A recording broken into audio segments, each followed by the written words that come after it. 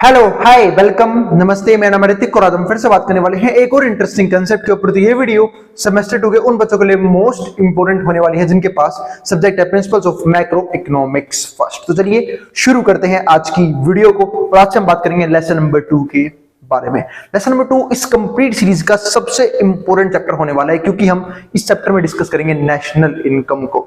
और national income macro economy के point of view से सबसे इंपॉर्टेंट चैप्टर होता है। तो आज से हम वो शुरू करेंगे, ठीक है। तो देखते हैं क्या क्या पढ़ना है हमें चैप्टर के अंदर। और इस कंप्लीट सीरीज के नोट्स ऑलरेडी प्रिपेयर हो चुके हैं। जिन बच्चों को नोट्स परचेज करने हैं वो इस नंबर पे जाए 9667836333 यहाँ पे व्हाट्सएप करके नोट्स ले सकते हैं। हाँ, इससे पहले हमारा चैप्टर नंबर 1 हो चुका है जहां पे हमने डिफरेंट एस्पेक्ट को समझने की कोशिश करी थी। उम्मीद है आप लोगों ने वो कंप्लीट लेसन देख लिया है, तो उसको जरूर जाकर देख लेना ताकि जो भी टर्म्स वहां पे यूज हुए हैं, ठीक है, वो यहाँ पे भी यूज हो सकते हैं, तो आपको इसमें दिक्कत ना आए। और हमेशा किसी भी सीरीज की वीडियो को सीरीज वाइज देखा करो ताकि आपके हर एक कंसेप्ट टॉपिक वाइज ही क्लियर होते चले जाएं। अब हम देखते हैं आज के वीडियो को। तो आज की जो वीडियो है हमारे पास उसमें पढ़ना क्या, नेशनल इनकम। अब लेसन नंबर 2 देखो, नाम कितना बड़ा है इसका, नेशनल इनकम अकाउंटिंग, यानी कि नेशनल इनकम को हम कैसे निकालते हैं, and concept of GDP and national income. और हमें कंसेप्ट समझना होगा जीडीपी का। जीडीपी क्या था, बात की थी पिछली चैप्टर में, ग्रोस डोमेस्टिक प्रोडक्ट और नेशनल इनकम, इन दोनों कंसेप्ट को हम डिस्कस करेंगे। तो ये चीज है। तो मेनली जो है ना, हमें चैप्टर में नेशनल इनकम ही डिस्कस करना है। सबसे पहले समझते हैं इस चैप्टर के लर्निंग ऑब्जेक्टिव, यानी कि हमें इस चैप्टर में क्या क्या सीखने को मिलेगा। इसके 3 लर्निंग ऑब्जेक्टिव है। कौन कौन से हैं? पहला है importance of national income and accounting. हमें समझना होगा कि हम नेशनल इनकम क्यों कैलकुलेट करते हैं, क्या जरूरत है नेशनल इनकम कैलकुलेट करने की। दूसरा, concept of GDP and national income. हमें जीडीपी का कंसेप्ट समझना होगा कि ग्रोस डोमेस्टिक प्रोडक्ट क्या होता है और नेशनल इनकम क्या होता है और दोनों में क्या डिफरेंसेस होते हैं। तीसरा, different methods of measurement of national income and related aggregates, और हम नेशनल इनकम को किन किन मेथड के जरिए कैलकुलेट कर सकते हैं वो हम डिस्कस करेंगे। एक एक करके तीनों पॉइंट को डिस्कस करना शुरू करते हैं। अब आते हैं इस कंप्लीट चैप्टर के इंट्रोडक्शन पे। सबसे पहले एक टर्म जो पिछले चैप्टर से जो यूज होता हुआ आ रहा है वो है जीडीपी। जीडीपी का मतलब समझते हैं।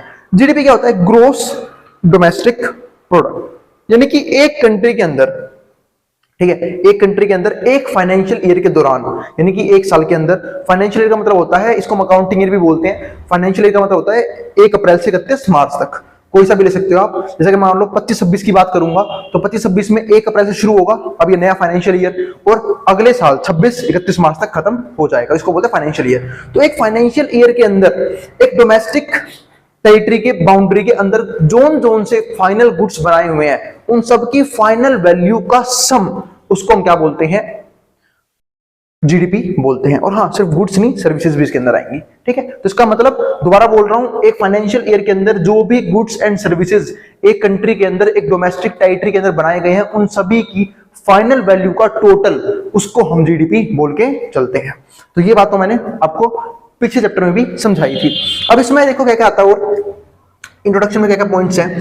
तो certain important concept such as resident, हमें समझना होगा रेसिडेंट का मतलब क्या होता है। आप सब लोगों ने वर्ड इंग्लिश में सुना होगा। रेसिडेंट का मतलब क्या होता है कि भाई जो एक टेरिटरी के अंदर रहते हैं उन्हें रेसिडेंट बोलते हैं।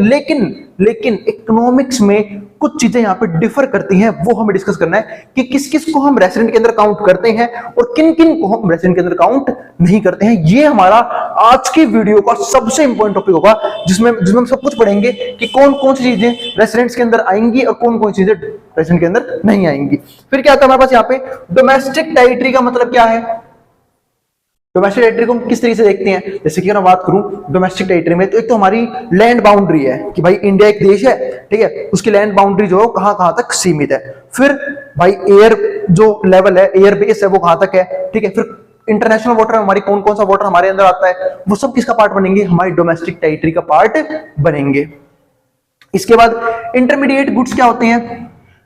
तो अगर मैं इंटरमीडिएट गुड्स की बात कर लूं तो देखो, गुड्स 2 तरह के होते हैं, या तो फाइनल गुड्स या इंटरमीडिएट गुड्स। इंटरमीडिएट गुड्स वो होते हैं जब हम जो as a raw material use करते हो किसी भी फाइनल गुड्स को बनाने के लिए, ठीक है। और ये डिपेंड करता है producer to producer, intermediate goods क्या होते हैं, फाइनल गुड्स क्या होते हैं। जैसे फॉर एग्जांपल, किसी के लिए जो है, जो किसी को क्लियर डेफिनेशन नहीं है कि ये गुड्स इंटरमीडिएट गुड्स ही होंगे, ये गुड्स फाइनल गुड्स ही होंगे, नहीं, वो डिपेंड करता है उसके यूज पे। फॉर एग्जांपल मैं आपको एग्जांपल देता हूं, ठीक है। अगर सपोज करो कोई अब जो है आटा ले रहा है, अपने घर में जा रहा है, आटा लेके जा रहा है, ठीक है, तो वो आटा उसके लिए क्या हो जाएगा, फ्लोर क्या हो जाएगा, फाइनल गुड। लेकिन वही फ्लोर जो है वो कोई कंपनी का मालिक खरीद रहा है, उसे क्या बनाने के लिए, बिस्किट बनाने के लिए, वो क्या बन गया, इंटरमीडिएट गुड्स। क्यों? क्योंकि वो उस आटे को, उस फ्लोर को as a raw material use करने वाला है। तो ये चीज ध्यान रखना क्या, कि इंटरमीडिएट गुड्स और फाइनल गुड्स सिर्फ इस तरह डिपेंड करता है कि जो गुड्स हम as a raw material use करेंगे वो इंटरमीडिएट गुड्स हो जाएगा प्रोडक्शन के लिए, ठीक है, और जो गुड्स हम डायरेक्टली कंजप्शन में लेके आएंगे तो क्या बन जाएगा हमारे लिए, डायरेक्टली फाइनल गुड्स बन जाएगा। जैसे एक और एग्जांपल समझते हैं यहाँ पे, सपोज करो हमने दूध खरीदा, ठीक है, डायरेक्ट कंजप्शन के लिए, पीने के लिए, तो वो मेरे लिए क्या हो गया, फाइनल गुड्स। लेकिन वही दूध मैं खरीदूं कि भाई मैं उसे चाय बनाऊंगा और चाय बना के बेच दूंगा, तो मेरे लिए क्या हो गया, वो इंटरमीडिएट गुड्स, ठीक है। तो अगर डायरेक्ट कंज्यूम करेंगे तो फाइनल गुड, और अगर हम वहां पे कुछ प्रोड्यूस करके उससे कुछ और चीज बना के सेल करेंगे तो मेरे लिए क्या हो जाएगा, इंटरमीडिएट गुड्स। तो उम्मीद है आपको समझ में आ गया होगा कि इंटरमीडिएट गुड्स और फाइनल गुड्स में क्या क्या डिफरेंसेस होते हैं। फिर क्या आता है, मार्केट प्राइस क्या होता है। प्राइस सबको पता है, मार्केट प्राइस यानी कि जहां पे, मतलब वो प्राइस जिसको हम पे करके किसी भी गुड्स को एक्वायर कर सकते हैं, किसी भी सर्विस को एक्वायर कर सकते हैं। फिर क्या आता है हमारे पास यहाँ पे, फैक्टर इनकम। मतलब ये फैक्टर इनकम क्या होती है, आपको पता है इनकम भी दो तरह की होती है ना, एक फैक्टर इनकम, एक ट्रांसफर इनकम। पहले फैक्टर इनकम समझते हैं। आप सबको पता है कि जब मैंने आप लोगों को प्रोडक्शन चैप्टर पढ़ाया था, कोई भी आप लोगों ने प्रोडक्शन चैप्टर पढ़ा होगा, तो प्रोडक्शन करने के लिए एक प्रोड्यूसर को अपने फैक्टर ऑफ प्रोडक्शन यानी कि इनपुट्स लगाने पड़ते हैं। अब फैक्टर ऑफ प्रोडक्शन में क्या क्या आएगा, लैंड, लेबर, कैपिटल, एंटरप्रेन्योरशिप, ये सारे हमारे क्या है, फैक्टर ऑफ प्रोडक्शन। अब लैंड के बदले प्रोड्यूसर जो है वो रेंट देता है, कैपिटल के बदले इंटरेस्ट देता है, एंटरप्रेन्योरशिप के बदले प्रॉफिट देता है, और लेबर के बदले वेजेस या फिर सैलरीज देता है, ठीक है। तो इस तरीके से जो है वो खर्चा करता है। तो जिनको भी ये फैक्टर के, जो फैक्टर का खर्चा हुआ था, यानी कि फैक्टर एक्सपेंसेस हुए थे, ठीक है, जो फैक्टर पेमेंट करी थी किसने, प्रोड्यूसर ने, तो किसी ना किसी को तो मिली होगी। जैसे लैंड के मालिक को क्या मिला होगा, रेंट मिला होगा, तो उसके लिए क्या होगी, वो फैक्टर इनकम हो गई, ठीक है। अब किसी ने भाई अपनी मजदूरी की होगी किसी कंपनी के अंदर, तो फैक्टर पेमेंट मिली उसे किसकी फॉर्म में, वेजेस की फॉर्म में, तो उसके लिए क्या हो गई, फैक्टर इनकम। मजदूर के लिए क्या हो जाएगी, फैक्टर इनकम बन जाएगी। तो इसको हम क्या बोलते हैं, फैक्टर इनकम। तो लेकिन एक टाइप की इनकम और होती है, उसको पता क्या बोलते हैं, ट्रांसफर इनकम। अबे ट्रांसफर इनकम क्या होता है, ट्रांसफर इनकम का मतलब है कि जब हमें बिना किसी गुड्स को दिए हुए या फिर बिना कुछ सर्विस प्रोवाइड किए हुए कुछ मिल जाए, उसको हम क्या बोलते हैं, ट्रांसफर इनकम बोलते हैं। सपोज करो आपके घर में गेस्ट आए हुए हैं, है ना, मामा वगैरह आए हुए हैं, ठीक है, वो जाने टाइम हो गया है ना, तो आप लोग कैसे बिल्कुल गेट तक पहुंच जाते हो कि हाँ मामा ही जाएंगे, कुछ ना कुछ पैसे देके जाएंगे, जाओ बेटा चीज ही खा लेना, है ना। तो वो आप लोग, वो क्या हो गई वो चीज, उसे बोलते हैं यहाँ पे ट्रांसफर इनकम। क्यों? क्योंकि उसके आपको कुछ करना नहीं पड़ रहा, वो आपको फ्री ऑफ कॉस्ट मिल रही है। सपोज करो किसी को पेंशन मिल रही है, ठीक है, या फिर ओल्ड एज पेंशन मिल रही है, तो वो भी क्या हो जाएगी हमारी ट्रांसफर इनकम। क्यों? क्योंकि उसके लिए हमने किसी भी तरह की इकोनॉमिक एक्टिविटी जनरेट करके नहीं दी है। तो फैक्टर इनकम वो इनकम होती है जिसके लिए हम काम करते हैं फिर हम वो अर्न करते हैं, तो वो मेरे लिए क्या हो जाएगी, फैक्टर इनकम। लेकिन कोई इनकम अगर मुझे बिना काम करे मिल जाती है तो वो क्या हो जाएगी, सीधा ट्रांसफर इनकम हो जाएगी। तो ये डिफरेंस होता है फैक्टर इनकम के बीच में और ट्रांसफर इनकम के बीच में। फिर क्या अगला टर्म क्या आता है, डेप्रिसिएशन। अभी डेप्रिसिएशन क्या होता है, डेप्रिसिएशन का मतलब होता है किसी भी चीज की वैल्यू में गिरावट आना, ठीक है, किसी चीज की वजह से, टाइम की वजह से, उसके यूज करने की वजह से। सपोज करो जब आप किसी भी चीज को यूज करते हो, आप कोई व्हीकल यूज कर रहे हो, कोई फोन यूज कर रहे हो, कि कोई भी चीज यूज कर रहे हो दुनिया की, उसकी वैल्यू कम होती रहती है। क्यों कम होती है? क्योंकि जैसे हम उसे यूज करते हैं उसमें बहुत सारी दिक्कतें आती हैं, ठीक है, और वो चीज जो है वो थोड़ी सी पुरानी हो जाती है, ये भी कह सकते हो आप यहाँ पे कि ओल्ड हो जाती है। इसके अलावा हमें कह सकते हैं कि भाई उसकी वैल्यू कम होने का रीजन क्या होता है कि हमने उसे यूज किया तो उसमें कोई दिक्कतें आई, कुछ खराबी आई, तो वो सारी चीजें क्या होती हैं, डेप्रिसिएशन के अंदर ही काउंट की जाती है। और कई बार जो है ना आउटडेटेड चीजें भी हो जाती हैं, उसको भी हम डेप्रिसिएशन के अंदर भी क्या करते हैं, काउंट करते हैं। जैसे मैं आपको एग्जांपल देता हूं, सपोज करो, ठीक है, कि डेप्रिसिएशन जो है यहाँ पे कि हमने मान लो कोई गाड़ी ली, जैसे कि गाड़ी मैं मान लेता हूं कि कोई गाड़ी है, मान लो 10 लाख रुपए की गाड़ी है, 10 लाख रुपए की गाड़ी है कोई भी, ठीक है, और ये जो है ये 15 साल बाद, थोड़ा और इजी कर लेते हैं, 15 साल बाद जो है ये गाड़ी की रूल क्या हो जाएगी, कबाड़ हो जाएगी। तुमने 15 लाख की गाड़ी ले ली, 15 साल एक कबाड़ हो जाएगी। क्यों? क्योंकि रूल के अकॉर्डिंग हम एक गाड़ी को, एक व्हीकल को, ठीक है, मात्र 15 साल तक टर्म के लिए यूज कर सकते हैं। यानी कि मैं बात कर सकता हूं कि इसकी जो है वो हर साल 1 लाख रुपए वैल्यू कम हो रही है ना। अगले साल क्या रह जाएगी, 14 लाख की, उस अगले साल 13 लाख की, और 15 साल बाद क्या हो जाएगी, बिल्कुल खत्म हो जाएगी, स्क्रैप में जाएगी, कबाड़ में जाएगी। तो ये क्या होता है, डेप्रिसिएशन होता है। तो डेप्रिसिएशन का मतलब सिर्फ यही है कि जब हम किसी भी चीज को यूज करते हैं तो उसकी वैल्यू जो कम होती है उसी को हम डेप्रिसिएशन बोल के चलते हैं। अगला पॉइंट हमारे पास क्या है, तो ये कुछ इंपोर्टेंट पॉइंट्स थे जो मैं डिस्कस कर लिए हैं। इसके बाद क्या आता है हमारे पास यहाँ पे अगले टॉपिक में, the three most widely used method of calculation of national income have been used in calculation of national income. तो अब सुनो, जो कौन से तीन ऐसे मेथड है जिनको हम नेशनल इनकम कैलकुलेट करते वक्त यूज करते हैं, वो तीन मेथड है। एक तो value added method. Value added method का मतलब क्या होता है, इसी को हम प्रोडक्शन मेथड भी बोलते हैं, ध्यान रखना। वैल्यू एडेड मेथड का एक और नाम होता है, इसको हम बोलते हैं प्रोडक्शन मेथड। क्यों बोलते हैं वो समझते हैं। क्योंकि वैल्यू एडेड करने का मतलब क्या होता है, इसका मतलब है कि हम किसी चीज को प्रोड्यूस कर रहे हैं।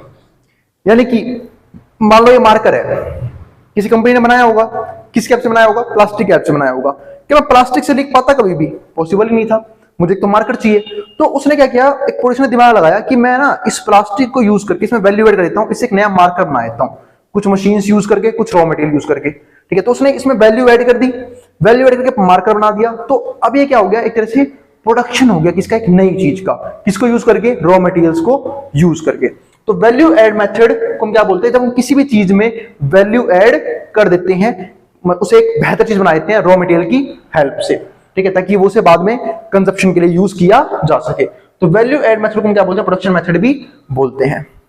अब सपोज करो आपको बिस्कुट क्या करना है, बिस्कुट खाने का मन कर रहा है, तो आप डायरेक्टली आटा तो कंज्यूम करेगी नहीं, करोगे नहीं। लेकिन अगर मैं एग्जांपल दूं कि कोई फैक्ट्री का मालिक है, कोई कंपनी का मालिक है, जो बिस्कुट बनाने की कंपनी इसने चला रखी है, तो क्या करता है, वो मार्केट से फ्लोर लेता है, आटा लेता है, और जो फ्लोर लेता है उससे क्या करता है, उससे वो बिस्किट बना देता है। उसने भी क्या कर दिया, वैल्यू ऐड कर दिया और एक ऐसी चीज बना दी उस आटे की हेल्प से जिससे लोग डायरेक्टली कंजप्शन में लेके आ सकते हैं।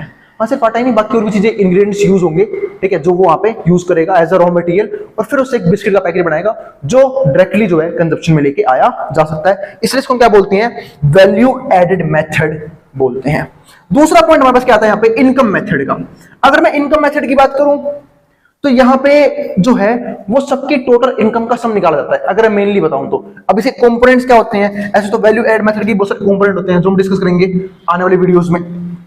ऐसे ही इनकम मेथड के भी कंपोनेंट्स होते हैं कि भाई इनकम के अंदर कौन कौन चीजें ली जाएंगी, कौन कौन चीजें नहीं ली जाएंगी, वो सब देखेंगे। इसके अलावा एक्सपेंडिचर मेथड, ये तीन मेथड होते हैं जिसके जरिए हम जो है वो क्या कैलकुलेट करते हैं, हम नेशनल इनकम कैलकुलेट करते हैं। तो ये तीन मेथड के जरिए हम नेशनल इनकम निकाल सकते हैं। पहला वैल्यू एडेड मेथड कि कितनी वैल्यू ऐड की गई सोसाइटी के अंदर। ठीक है, दूसरा इनकम मेथड, कितनी इनकम प्रोवाइड की गई, कितनी इनकम हुई, उन सारी इनकम का सम, और वो इनकम में सबकी इनकम आएगी, प्रोड्यूसर की, कंज्यूमर की, सबकी इनकम आएगी। ठीक है, फिर इसके बाद क्या आता है, एक्सपेंडिचर मेथड, और लोगों ने कितना खर्चा किया, इससे भी निकाल सकते हैं नेशनल इनकम। अब चलते हैं आगे, तो इन चीजों को हम आगे डिस्कस करेंगे।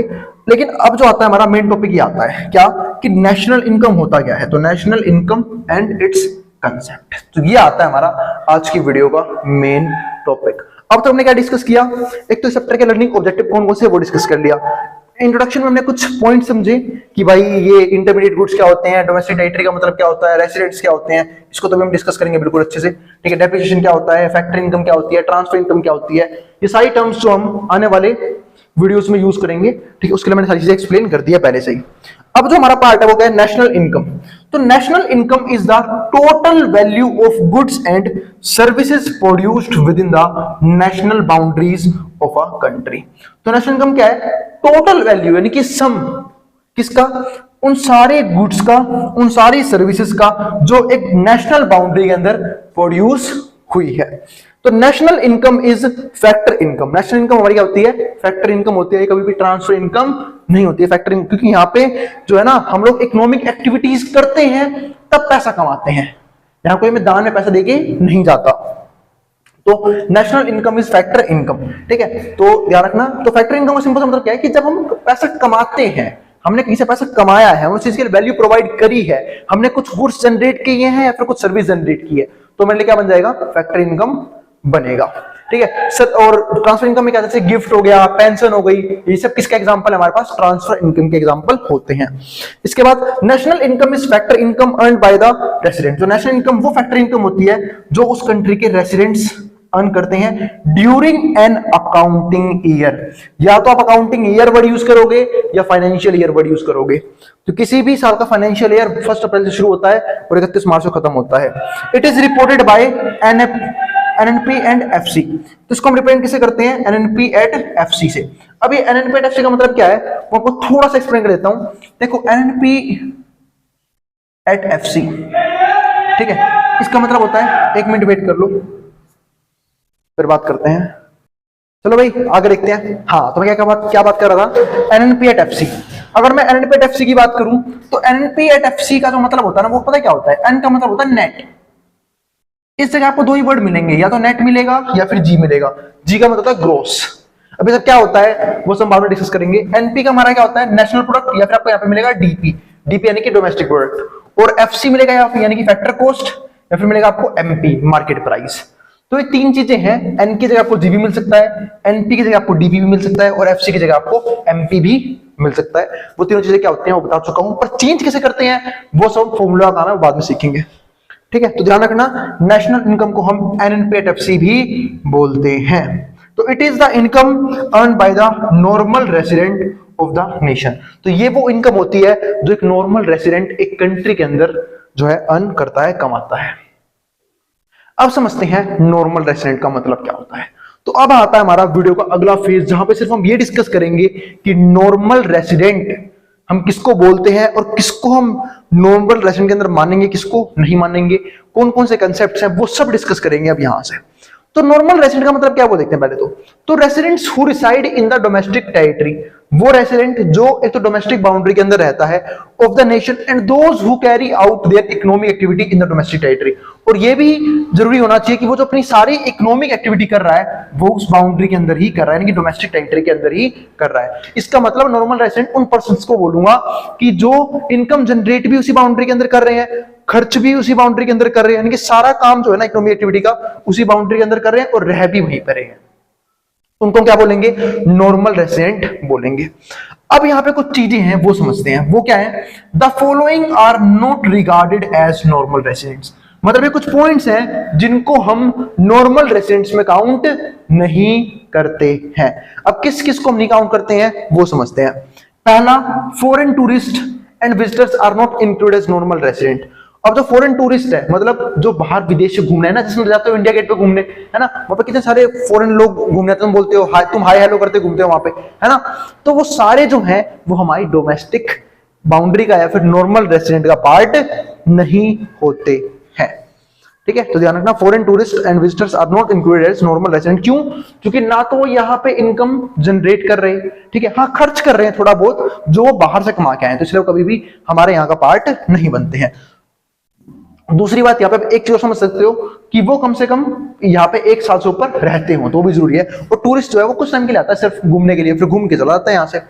दूसरा पॉइंट हमारे पास क्या आता है यहाँ पे? Foreign staff. जो फॉरेन हमारा स्टाफ है या फिर जो एम्बेसीज है, official and member of arm forces of foreign countries. अब हम सब जानते हैं, पहले समझते हैं एक चीज को। यहाँ पे फॉरेन स्टाफ का मतलब यहाँ पे क्या है कि भाई दूसरे कंट्री के लोग जो है वो हमारे वहां काम कर रहे हैं। वो कैसे करेंगे? जैसे मान लो कोई एमएनसी अब इंडिया में स्टैब्लिश्ड है, अब कोई एमएनसी अगर इंडिया में स्टैब्लिश्ड है तो एमएनसी अपने कुछ बड़े बड़े ऑफिसर्स को भी यहाँ पे लेके आए होंगे अपने देश से। सपोज करो यूएसए की कोई एमएनसी इंडिया के अंदर है, तो वहां के लोग जो यहाँ पे काम करेंगे, ठीक है, तो वो यहाँ पे इनकम जनरेट तो कर रहे हैं, ठीक है, लेकिन वो पार्ट किसका बनेगा? वो खर्च करेंगे अपनी कंट्री के अंदर, तो वो जो है वहीं का पार्ट बनेंगे, वो हमारे यहाँ का पार्ट नहीं बनेंगे। दूसरी बात, फॉरेन एम्बेसी कभी भी हमारी डोमेस्टिक टेरिटरी का पार्ट नहीं बनता है। क्यों नहीं बनता है वो समझते हैं। अब एम्बेसी का मतलब समझते हैं पहले तो। कईयों का एम्बेसी का मतलब भी नहीं पता होगा। एम्बेसी का मतलब ये होता है कि जैसे हर एक कंट्री का जनरली एक एम्बेसी जो है वो हर एक कंट्री में स्टैब्लिश होता है। जैसे मान लो अमेरिका की एक एम्बेसी इंडिया में क्या है? स्टैब्लिश्ड है। एम्बेसी से ना हम ऐसा काम करवाते हैं, जैसे मान लो कि मुझे यूएसए का वीजा चाहिए। अब यूएसए के वीजा के लिए मुझे अप्लाई करना पड़ेगा कहां पे? यूएसए की एम्बेसी में जो इंडिया में स्टैब्लिश्ड है, ठीक है, तो वहां पे जाके मैं अप्लाई कर दूंगा उस चीज के लिए, वीजा वगैरह के लिए, ठीक है। तो जो वहां पे जो लोग काम कर रहे हैं उनकी जो इनकम है ना वो वहां के इनकम में काउंट की जाएगी। कहां के इनकम में? यूएसए की नेशनल इनकम में काउंट की जाएगी। इसलिए जो कोई भी एम्बेसी, फॉरेन एम्बेसी जो इंडिया में स्टैब्लिश है, भी इंडिया में ही काम कर रही है, लेकिन वो फिर भी हमारे यहाँ का पार्ट नहीं बनेगा, हमारे यहाँ के नेशनल इनकम में काउंट नहीं किया जाएगा। ऐसे ही अगर कोई इंडियन एम्बेसी किसी फॉरेन कंट्री में स्टैब्लिश्ड है, जैसे कि मान लो इंडिया की एम्बेसी स्टैब्लिश है, अमेरिका में स्टैब्लिश है, यूके में स्टैब्लिश्ड है, ठीक है, जहां भी स्टैब्लिश है, तो वो जो है ना वो वहां की इनकम का पार्ट नहीं बनेगा, वो बनेगा हमारे यहाँ की इनकम का पार्ट। तो इसलिए बोल रहा हूँ ये सारे एक्सेप्शंस पॉइंट है, इसे सारी चीज ध्यान रखना कि एम्बेसी भले ही फॉरेन कंट्री में स्टैब्लिश है इंडिया की, लेकिन वो पार्ट बनेगा हमारी इनकम का। और कुछ एम्बेसी जो दूसरे कंट्री की हमारी कंट्री में स्टैब्लिश है, लेकिन वो हमारी कंट्री का पार्ट नहीं बनेंगे, वो बनेंगे उन्हीं कंट्री की इनकम का पार्ट बनेगा। आगे ऑफिशियल मेंबर्स जो आए हैं या फिर member of arm forces of foreign countries, और अगर मान लो कुछ मेंबर्स आए हुए आर्म फोर्सेस के, ठीक है, आर्मी वगैरह के दूसरी कंट्रीज के, तो वो भी वहीं के नेशनल इनकम का पार्ट बनेगा, हमारे वहां के नेशनल इनकम का पार्ट नहीं बनेगा, चाहे वो हमारी कंट्री में ही कुछ टाइम के लिए रुके हुए क्यों नहीं है। तीसरा पॉइंट क्या आता है, इंटरनेशनल ऑर्गेनाइजेशन।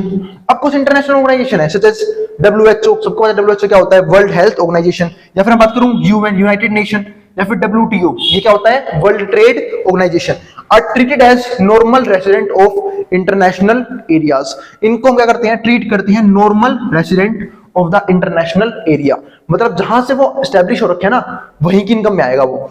तो if employees work in an international organisation, अगर मान लो कोई भी इंप्लॉय जो है वो काम कर रहा है इंटरनेशनल ऑर्गेनाइजेशन के अंदर for more than 1 year, then they become normal resident of the country in which office of an international organisation is located. ठीक है, इसका मतलब क्या है कि अगर कोई पर्सन 1 साल से ज्यादा टाइम के लिए काम कर रहा है तब वो नॉर्मल रेसिडेंट में काउंट किया जाएगा, वो भी उस कंट्री के जिस कंट्री में उनकी जो ऑर्गेनाइजेशन है वो लोकेटेड है, उनका ब्रांच लोकेटेड है। सपोज करो एग्जांपल दे रहा हूं, WHO का जो WHO की ब्रांच है वो इंडिया में स्टैब्लिश्ड है, ठीक है, तो अगर कोई पर्सन इंडियन है, ठीक है, और वो वहां पे काम कर रहा है कितने साल से पहले, 1 साल से ज्यादा के लिए काम कर रहा है, तो जाके ना उसकी इनकम कहां काउंट होगी, इंडिया के नेशनल इनकम में काउंट की जाएगी। ये चीज इंपॉर्टेंट थी यहाँ पे, ठीक है। तो in which the office of an international organisation is located. इसके बाद फोर्थ पॉइंट क्या आता है, crew members of the foreign vessels and commercial travellers if they located for less than 1 year. तो कोई भी क्रू मेंबर्स, ठीक है, यानी कि मान लो कि कोई फॉरेन कमर्शियल ट्रैवलर है, किसी काम की वजह से वो बार बार विजिट करता रहता है किसी कंट्री के अंदर, लेकिन वो 1 साल से कम टाइम पीरियड के लिए वहां पे रहता है एज अ फॉरेन ट्रैवलर या फिर एज अ कमर्शियल ट्रैवलर, तो वो हमारी इनकम का पार्ट, हमारी नेशनल इनकम का पार्ट नहीं बनेगा। ये भी चीज है। फिफ्थ पॉइंट क्या आता है, बॉर्डर वर्कर्स, जो भी लोग बॉर्डर पे काम कर रहे हैं are consider normal resident of the country where they live and not of the country where they work. अब ये चीज काफी इंपॉर्टेंट है। तो बॉर्डर वर्कर्स, उनको हम नॉर्मल रेसिडेंट मानेंगे उस कंट्री का जहां पे वो रह रहे हैं, जहां पे क्या कर रहे हैं, वो रह रहे हैं, ठीक है, और इससे फर्क नहीं पड़ता कि वो कहां पे काम कर रहे हैं, not of the country where they work. ये चीज काफी इंपॉर्टेंट है। अब आगे हमारे पास पॉइंट क्या आता है, अगला पॉइंट, तो ध्यान रखना, बॉर्डर वर्कर्स के अंदर हम उनको नॉर्मल रेसिडेंट उस कंट्री का मानेंगे जहां पे वो रह रहे हैं इस टाइम पे, ये नहीं जहां पे वो काम कर रहे हैं। अब आता हमारा डोमेस्टिक टेरिटरी और economic territory of country includes. अब डोमेस्टिक टेरिटरी में और इकोनॉमिक टेरिटरी में कौन कौन से पॉइंट इंक्लूड होते हैं वो काफी इंपॉर्टेंट है। पहला, ships and aircrafts owned by and operated by normal resident. अब मान लो एयर इंडिया की फ्लाइट है, अब वो बहुत सी जगह विजिट करती है, अमेरिका में, यूके में, बहुत सी जगह जाएगी जब वो जहाज, लेकिन जब वो जहाज अलग जगह जा भी रहा है लेकिन फर्क नहीं पड़ता, वो ओन कौन कर रहा है, हमारी कंट्री ओन कर रही है, हमारी कंट्री के लोग उसे ओन कर रहे हैं, उसे ऑपरेट भी हमारी कंट्री कर रही है। इसका मतलब क्या है कि वो दूसरी कंट्री की नेशनल इनकम में नहीं आएगा, वो हमारी कंट्री के नेशनल इनकम में आएगा, चाहे वो कहीं पे भी उड़ रहा हो। तो ध्यान रखना, ships and aircrafts owned and operated by normal residents, तो हमारी कंट्री का ही इनकम का पार्ट बनेगा, हमारी कंट्री में, हमारी कंट्री के नेशनल इनकम का पार्ट बनेगा ये। दूसरा पॉइंट क्या आता है हमारे पास यहाँ पे, embassies, consultants and military of a country located abroad. तो चाहे हमारी मिलिट्री किसी फॉरेन कंट्री में लोकेटेड है, कंसल्टेंट लोकेटेड है, चाहे एम्बेसीज लोकेटेड है, लेकिन वो पार्ट रहेगा हमारी नेशनल इनकम का ही। अभी मैंने पूरे पॉइंट क्लैरिफाई कर दिया था कि इंडिया की एम्बेसी चाहे कहीं भी स्टैब्लिश हो, अफगानिस्तान, पाकिस्तान, जापान, ठीक है, यूके, यूएस से कहीं भी स्टैब्लिश हो, लेकिन वो नेशनल इनकम में हमारे ही काउंट होगा, ना कि वहां के। ऐसे ही अगर कोई फॉरेन कंट्री की एम्बेसीज हमारे वहां पे स्टैब्लिश्ड है तो वहीं की नेशनल इनकम में आएगी, हमारी नेशनल इनकम में काउंट नहीं की जाएगी। इसके बाद तीसरा पॉइंट क्या आता है हमारे पास यहाँ पे, fishing vessels, oil and natural gas rigs operated by residents of the country in international water। यहां पे भी इंटरनेशनल लिखना था। International waters have the exclusive rights of operation. इसका मतलब जो भी फिशिंग कर रहे हैं हम, फिशिंग दो तरह की होती है, एक डोमेस्टिक लेवल पे, एक इंटरनेशनल वाटर के अंदर आप फिशिंग कर रहे हो, जो हमारी टेरिटरी के बाहर आता है। इंटरनेशनल वाटर में आप कर रहे हो शिपिंग, फिशिंग कर रहे हो, ऑयल वहां से निकाल रहे हो, नेचुरल गैस प्रोड्यूस कर रहे हो, तो वो सबका सब जो है ना, ठीक है, लेकिन प्रोड्यूस कौन कर रहे हैं, ध्यान रखना प्रोड्यूस करना चाहिए रेसिडेंट ऑफ द कंट्री, यानी कि हमारी कंट्री के लोग जो फिशिंग करेंगे, ऑयल वगैरह प्रोड्यूस करेंगे, नेचुरल गैस प्रोड्यूस करेंगे, ठीक है, वो सब जो है वो हमारी कंट्री के नेशनल इनकम का ही पार्ट बनेगा। ठीक है, तो in international water have the exclusive rights of operation, तो वो हमारे राइट्स के अंदर ही आएगा। ये चीज थी। हमने अब तक ये देखा कि डोमेस्टिक टेरिटरी के अंदर, ठीक है, या फिर नॉर्मल रेसिडेंट के अंदर कौन कौन सी चीजें हम इंक्लूड नहीं करते हैं, कौन कौन चीजें हम इंक्लूड करते हैं। तो काफी इंपॉर्टेंट पॉइंट्स थे ये सारे पॉइंट्स बिल्कुल ध्यान रखना। ये सब एक्सेप्शंस हैं कि कौन सी चीज हम लेंगे, कौन सी चीज हम नहीं लेंगे, क्योंकि जब आप नेशनल इनकम के न्यूमेरिकल क्वेश्चंस करोगे तो आपको पता होना चाहिए कि कौन सी चीज कैसे आएगी और कैसे काम, कौन सा कंपोनेंट कैसे काम करेगा। ठीक है, वो सब हम डिस्कस करेंगे आने वाली वीडियोस में। तो उम्मीद है यहाँ तक के टॉपिक में किसी को डाउट नहीं है। इस चैप्टर का इंट्रोडक्शन खत्म हो चुका है। ठीक है, तो अगली वीडियो देखने से पहले नेशनल इनकम की, ठीक है, ये वाली वीडियो जरूर देख लेना, ताकि आप लोगों को सारे टॉपिक जो है वो क्लियर हो चुके हों। सारे कंपोनेंट्स जो हम चैप्टर में यूज करेंगे वो सब हम डिस्कस कर चुके हैं चैप्टर के अंदर ही, बेसिकली मतलब बेसिक लेवल पे सब डिस्कस कर चुके हैं। अब एडवांस लेवल से डिस्कस करेंगे आने वाली वीडियो में, इसलिए हर चैप्टर की इंट्रोडक्शन वीडियो काफी इंपॉर्टेंट होती है। तो मिलेंगे अगली वीडियो में, और अगर वीडियो पसंद आई हो तो वीडियो को लाइक के बिना मत जाना, और चैनल को सब्सक्राइब भी कर देना ऐसी वीडियोस के लिए। अब जिसको जो उतारना उतार सकता है, मैं उतार रहा हूं बोर्ड के सामने से। ठीक है, और उन बच्चों में शेयर करना बिल्कुल मत भूलना जिन बच्चों का एग्जाम होना हो सेम सब्जेक्ट का। ठीक है, और जिनको नोट्स के लिए, जिनको नोट्स चाहिए वो इस नंबर पर व्हाट्सएप करके नोट्स भी ले सकते हैं। अब जिसको जो उतारना उतार सकता है।